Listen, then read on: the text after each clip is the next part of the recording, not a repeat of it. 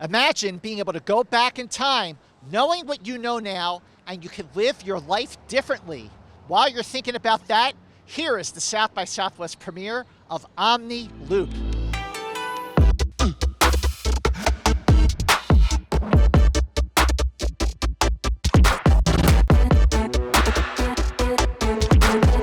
Omni Loop premiering here. Why is South by the perfect place? South by is the perfect place because, like I said, I was just saying it, this is the first place that ever played any of my shorts. It feels like a real homecoming for me here, and it is the place that has the best audiences. So hopefully they like it. The movie's weird, the movie's funny, the movie's sad, and I think it'll play very well. So I don't know. South by is my favorite festival. I think I can say that. Am I allowed to say that? Why wouldn't you be? You're here at South I guess by. you should. Here I can say it, but this goes out to the world. This is worldwide. So tell me about the film and how did this come about? What was the inspiration? Oh my goodness. The movie's about a woman that has a black hole in her chest and she's trying to solve time travel. So it's one of those stories. How did it come about? Man, you know, it's the real answer to it is probably not a fun answer to do on a red carpet. It was after the passing of someone who was very important to me, and I was just thinking about death and time and memory and regret and insecurity and anxiety, and I was like, let's turn that into a fun movie, and so I tried to do that. Were there other movies that inspired you? Every single movie ever made has been an inspiration.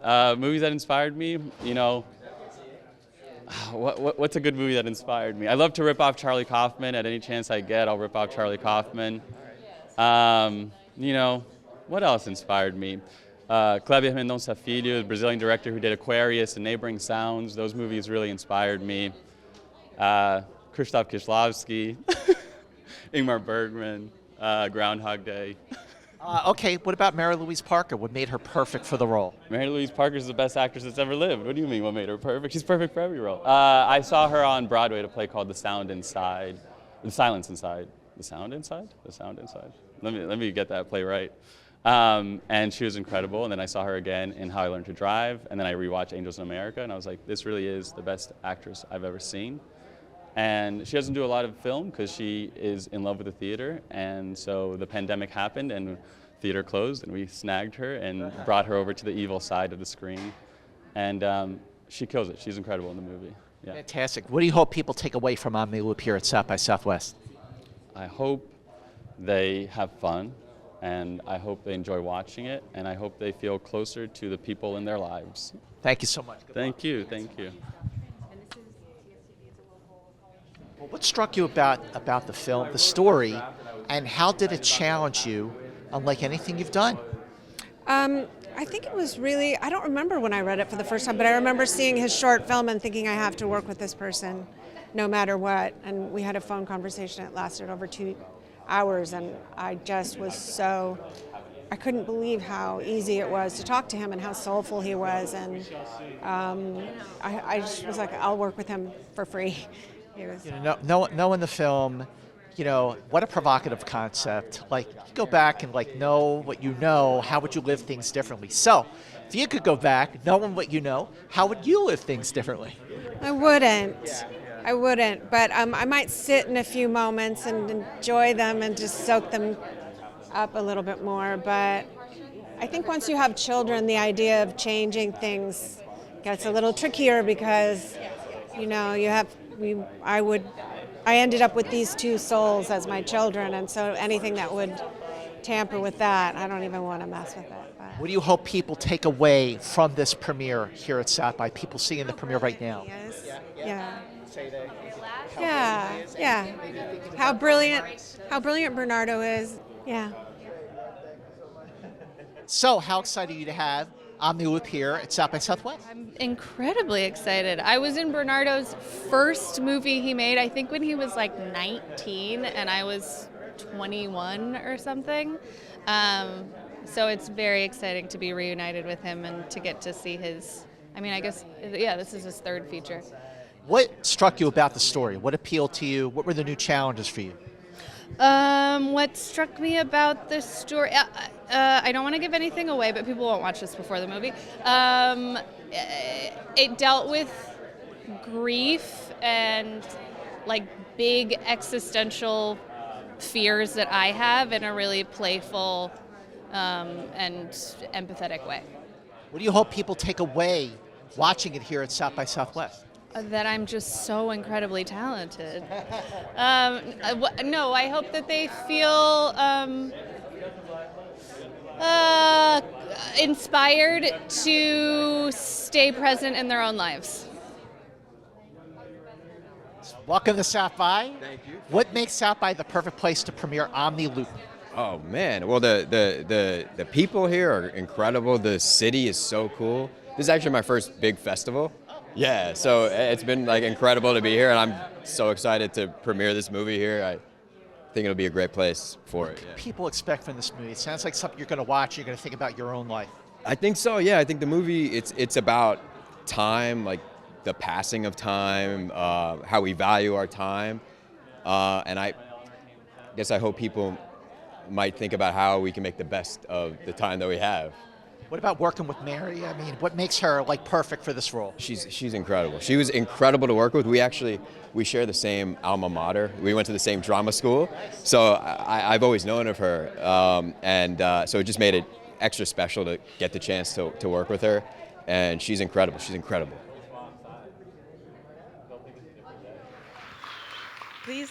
Please help me welcome back to the stage director Bernardo Britto. Hi, everybody. I'm back. Let's bring up some people that we love and made this movie much better than I could have made it by myself. Is Mary Louise here? She's here. Mary Louise, my wonderful MLP. I'm gonna grab her a microphone.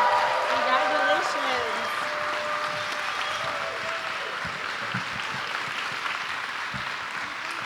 Is it on? Io's not here because she's in Chicago saying yes, chef. But Hannah, Yay! Hannah Pearl-Utt, writer, director extraordinaire, who I forced to be an actor again. As she walks down, the one and only, the supremely talented, our cinematographer, Ava Benjamin Shore. How are you? Welcome. Good to see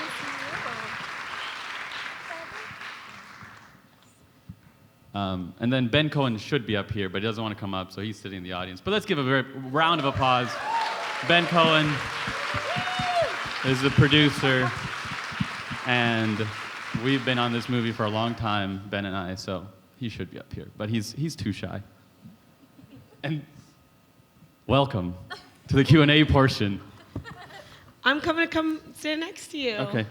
Every movie you make makes me cry. I was just standing in the back fully crying. Can you talk about the genesis for this film and when you first came up with this idea of the black hole inside? The black hole has been in my head for a long time. I have no idea where it came from, but it's tried to make its way into lots of different movies. Finally, it came in this one. I remember sitting on the Metro Mover in Miami, Florida. We shot this in Miami. I grew up in South Florida. If anyone has been on the Metro Mover, Logan. Right here too. And then there's the Omni Loop, and it just sort of goes around downtown. And I was on that, and I was like, well, this is a sci-fi name if I ever heard one.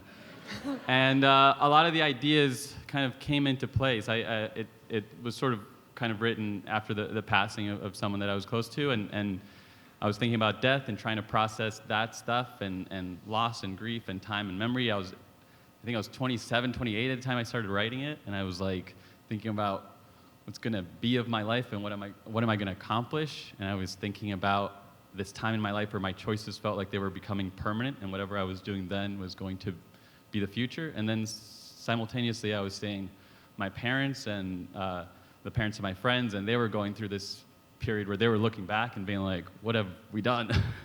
And so I thought that anxiety felt similar and felt like two sides of the same coin. And so I wanted to write a movie from that place, and then it just got weirder and weirder.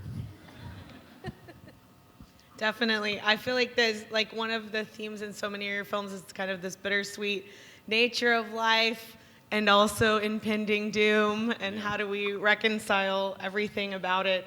They call it, you know, they say in Brazilian music, they call it saudade. If you guys have ever heard that word. Saudade means longing, a sort of nostalgic longing. But that was what a professor at NYU said. All your movies have saudade. And I said, aha, yes.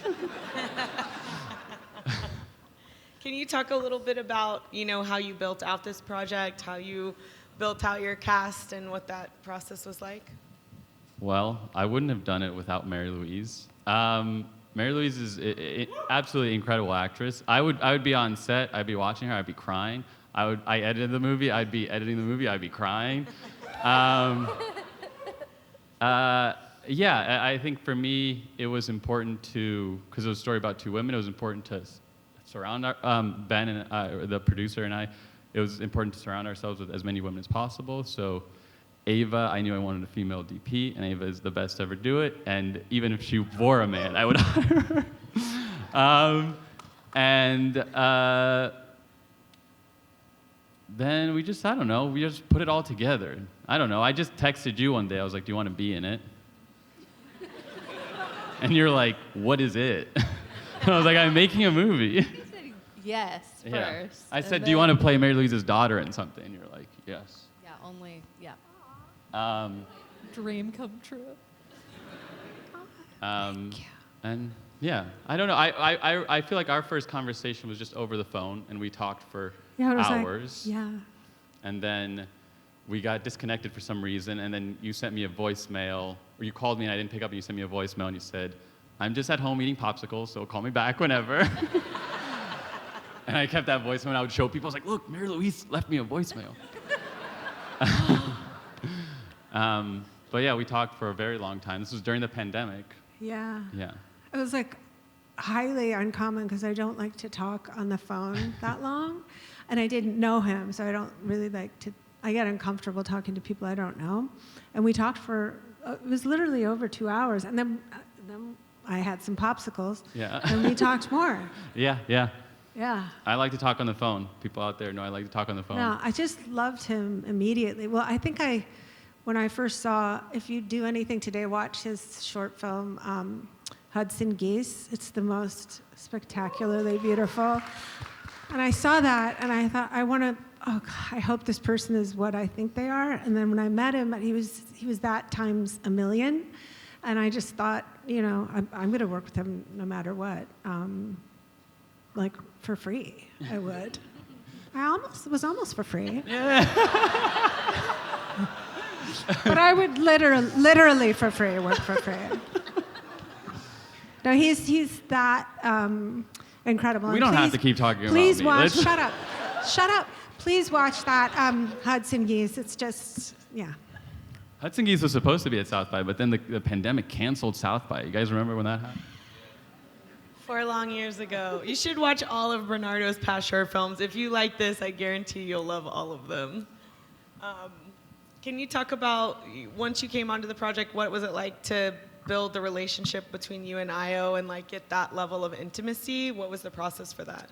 Yeah, I think it felt immediate with you, certainly, and it felt immediate with Io. And she wanted to just really dive into the text as well and just make sure we could like mine everything that we could.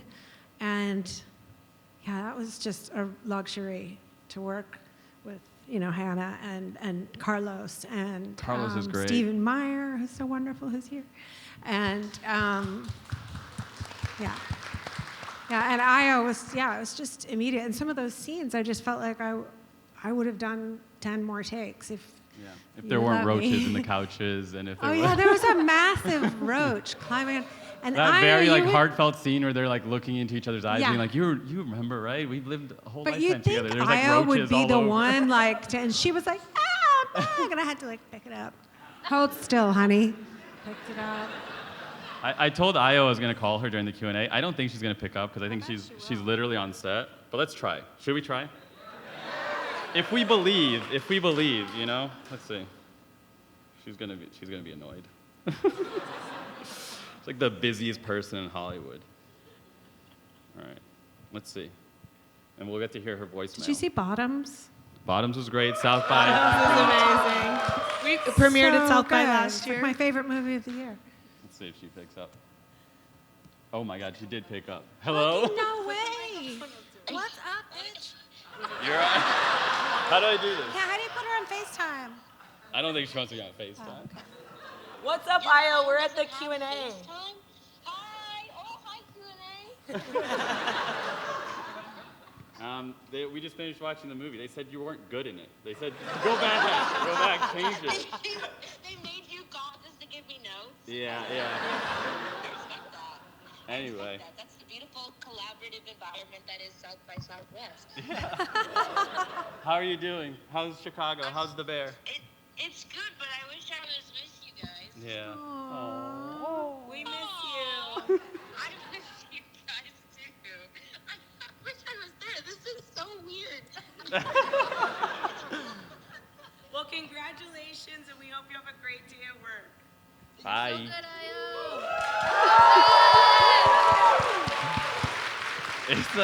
It's like she's in prison or something. It's like she's like.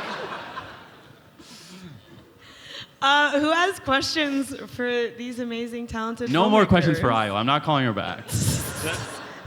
Yeah, right here. I wanna. Hey. Hey. Well, we're in South Florida. We're in South Florida. Come on. We're in Fort Lauderdale. Plantation, American Heritage. I went to Heritage. People are leaving. They're like, what is this, South Florida talk? Too niche. Sorry, what was the question?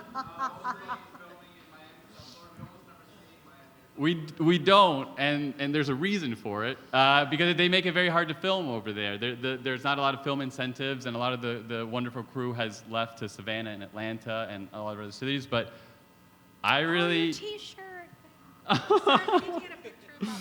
Yes. I really love South Florida, and it doesn't get represented in movies, and especially not like kind of like a sci-fi thing. Growing up in Brazil, and I'm from Rio, but growing up in Brazil and Miami, it's so tropical, and I was like, well, I like sci-fi, but I also like tropical settings, and so yeah, it was tough. Ava, do you want to talk about shooting in Miami? And what the city offered you? It was like there was a hurricane, the weather was always changing.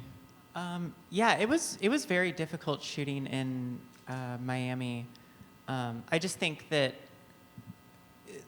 I live in Los Angeles, and the weather is so consistent there.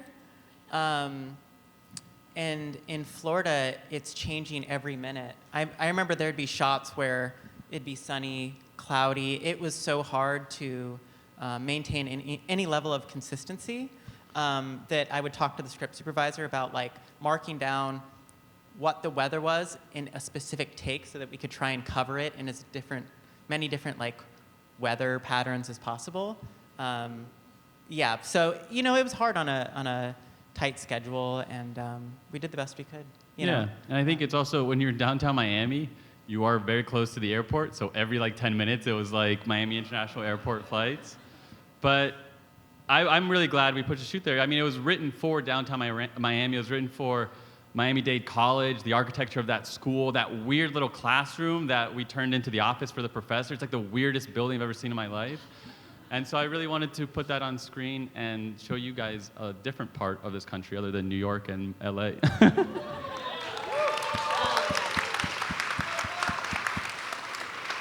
Yeah, right here.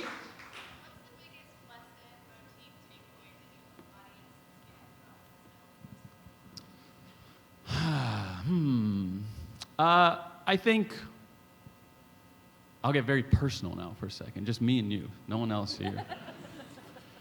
I wrote, directed, edited this movie. I spent 7 years working on this movie.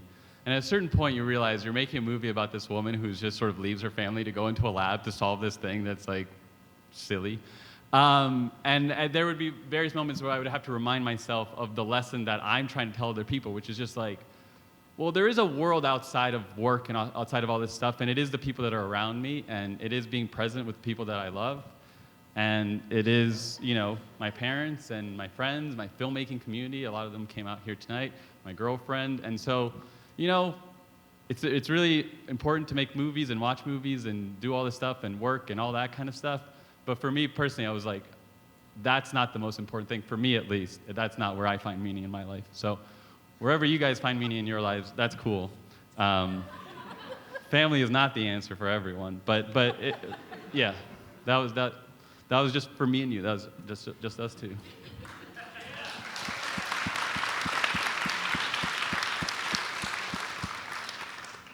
Yes, right here.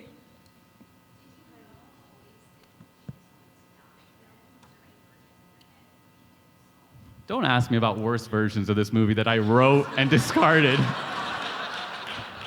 There was a version where she you want to know about the worst version of this movie? Where she like collapses into herself and then, well, it used to be that, some of these are better ideas, but it used to be that every time she took a pill, she had less time, and then by the end, she just only had a second to take a pill, and then she was disappearing. And then she collapsed into herself, and then she fell into a coma, and then she woke up, and they like sent the Nanoscopic Man into her body to like save her. Like Magic School Bus. Yeah, basically. And Now I that don't could know. be the musical. Yeah. So that'll be the sequel or something. I don't know. People read that and they're like, it's terrible. This is really bad. And it ended with her alive, that version, and she was just, because I was also, I forget where you are, sorry. I was also into the idea that it's very, or not very, but it's somewhat, when you're confronted with death, you have to find meaning in your life in some way, and it changes the way you're living. But when you're alive, just living, I was also like, but most people aren't confronted with death, so they're just living. And I was like, what happens there? Like, how do you find meaning when you don't have that end so apparent? But that was a worse version of the movie. That was bad, but thank you for your question. The next version, right here. Yeah, I really love the part with the rhinoceros. It really like impacted me and struck me, but it was so different. Just where did that idea come from? I think I stole it from Berkmeister Harmonies. There's a whale in that. No, I wanted, there's a lot of things that are sort of dying or about to die, and I love animals. I'm always using animals. Hudson geese is a lot of that. I'm always using animals as sort of beauty, purity, innocence, what feels real, as opposed to all of this, but we've constructed a theater and we're all sitting in it with clothes. Yeah, fuck. Strange, right? So the Rhino was just, I've had an idea for a long time of the last Rhino on Earth and touring him around. That's stolen from Berkmeister Harmonies. They tour him around. And yeah, I remember when Harris Yulin, who plays the old cranky Professor Dolzberg, when he came to set and he saw the billboards for the Rhino, and he got very emotional. He said, I once had a very emotional experience with a rhino. I said, I'm very glad that he's in this movie and the Rhino's in this movie. And the Rhino is beautiful. We misgender her in the movie. We call her a he, but it's actually a cootie, and she's a rhino at the Miami Metro Zoo, and she was great. Well, shooting the Rhino was interesting, huh? We got to touch a rhino. If you've ever touched a rhino, Yeah. you have. Yeah. Oh, okay. They're soft. They're not hard. Like, you imagine that it's like armor, but it's like, how would you describe it? It's like the pads on a dog. Yeah. Does that answer the question?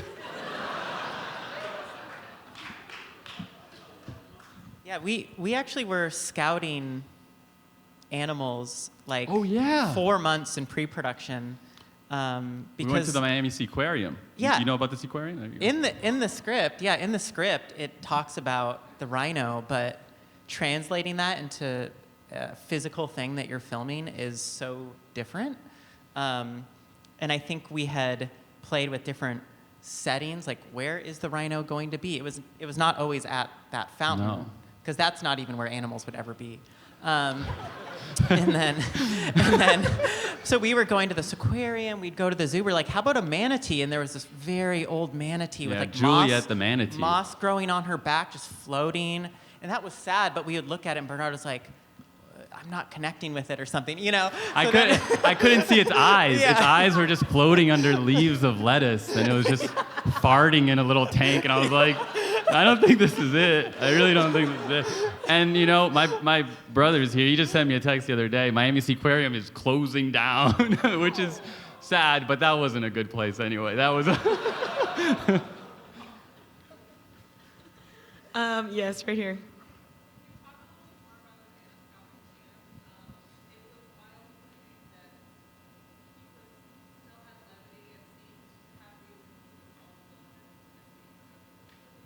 Yeah, he's a nice little guy, huh?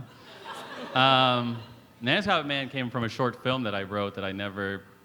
It was just a little thing that I sent to a good friend of mine, and we were both like, "This is great," and then I just never did anything with it. But I just always loved the idea of a tiny little person, and I just thought it was so funny to interact. It's someone put it in a good way where they're like, you take fantastical things and make them boring, and then you take boring things and try to make them fantastical, and that Nanoscopic Man basically is that. It's like, it's a box, but let's use our imagination. And Audrey Wapel is, I think, here. Audrey's here. Audrey created the box. And so that was our prop master. Yeah, I was also, I remember giving notes to the VFX team when they were doing the screen replacement for the thing, and they were getting the capitalizations correct for the Nanoscopic Man's text. And I was like, no. He doesn't capitalize what, but we do capitalize haha. And I was like very specific, because I was like, he's got to be a little casual with his texting. But yeah, he's a nice guy.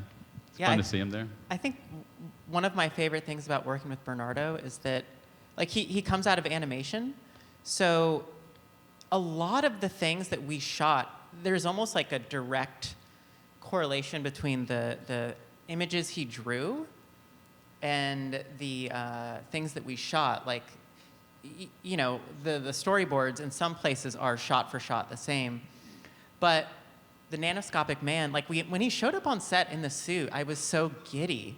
It was like seeing a real life, like, superhero or something, because it was this kind of like storybook character that was so specific and interesting. And to see that like materialized was so fun. And I just felt like so many things about working with Bernardo on set had that feeling of just like excitement when things would pop up. Like, the books were so specific that she had, and he's a really fun person to work with. I was really excited we got to shoot in that lab, which is actually a wood shop, but I was really like, we have to shoot here. And the school was like, we won't let you set up any lights anywhere. And we're like, but yeah, because he drew an imaginary lab, and we would go to all these labs and schools, and they all looked like so high school boring. labs. They were so boring. Like, it needs to look like a dungeon or something. Yeah. It needs to look crazy. And we like made so many sacrifices to film in this wood shop. I think that we kind of, when we walked into it, we were like, I mean, it looks amazing, but there were so many downsides to it, but we went with it anyways, and I don't regret it at all. It's perfect. And we have to give a shout out to Katie Birmingham and the whole art department, because they made that lab look.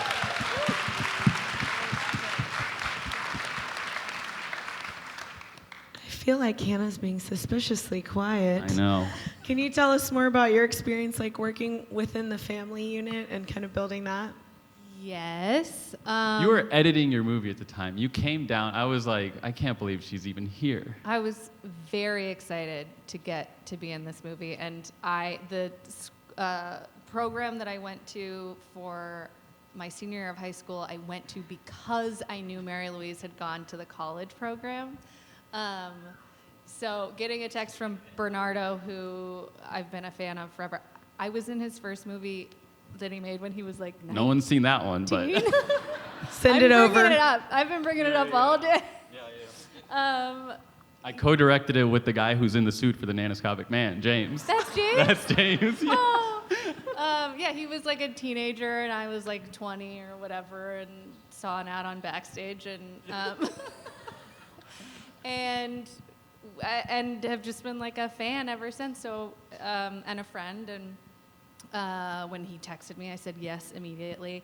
And I think then you told me I would be playing Mary Louise's daughter. And yeah, maybe I buried the lead. I probably started like crying or something. I don't know. It was a big deal for me.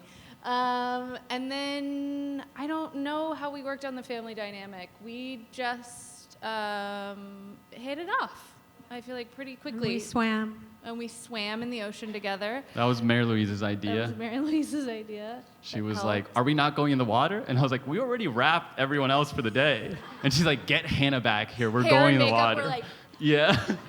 We had to go to the airport right after. They're like, "She's gonna Yeah, be but wet you at the used airport." it. But we used it. But we used So it. yeah.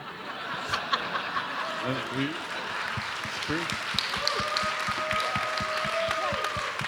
I will say, Maier Louise, incredible, just like sense of what is going to be good and what is going to be bad. And she was very good on set of being like, "Bernardo, this line sucks." Not sucks. No, you would say it in a nice way where you're like, "Why is this in here? This is so repetitive." And then you'd cross it out. You and Io called me at like midnight one night being like, we've been rewriting this whole scene. And I'll be like, "Great." Barely changed it. We might have reordered something. Yes, you did, and you would always make it better. You would always. She's a really, really great sense of story, and just she is the best. And she made the whole crew, the whole cast, I think, feel so like, I don't know. You were always very empowering to the other actors. I feel like so many of the actors, like Carlos, doesn't really act. I was just a fan of his from Kicking and Screaming, the Noah Baumbach movie, and I was like, is this guy still acting? Let's get him in this movie.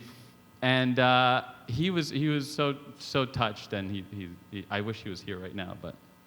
We went on a gator tour also. That was a good bonding moment for me and Chris and Carlos. We went on a gator tour and got some barbecue. Was it barbecued gator? We did have some gator. Is that something. legal? I think it was like fried in Florida. Really? 100%. We're going to wrap it up because I also know that we could talk for hours. That's how you make people feel. Thank you for coming out. Please make sure you vote for this audience award right now. Write your Letterboxd Vote for the audience review. award. Vote Write for the about it on TikTok. Put it on all your shit.